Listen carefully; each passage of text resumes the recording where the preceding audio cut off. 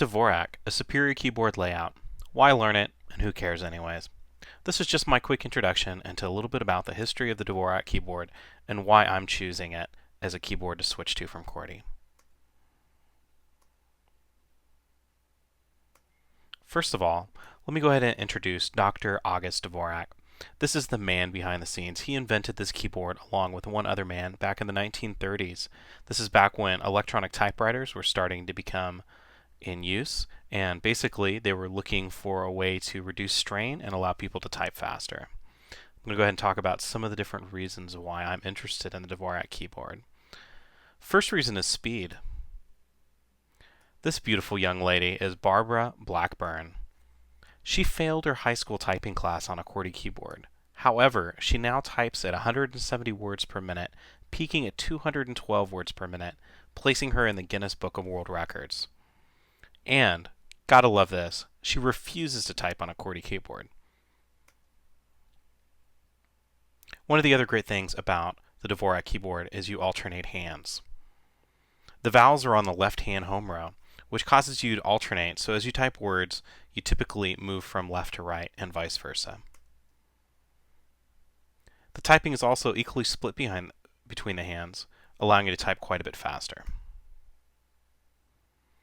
Dvorak is also easy to learn. In one study, it took Dvorak users 52 hours to catch up with QWERTY typists with over 3 years of experience. Also, in learning QWERTY, you have to type a bunch of nonsense. I took QWERTY typing back in high school, and you type these AJK semicolon over and over and over again. It makes absolutely no sense. It's very counterintuitive.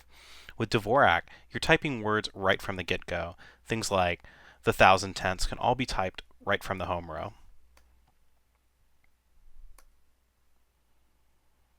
Let's talk a little bit about RSI, repetitive stress injuries. With Dvorak, your fingers move less.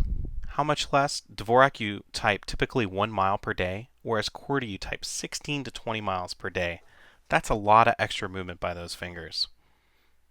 Also, it's also been found that sufferers can type faster.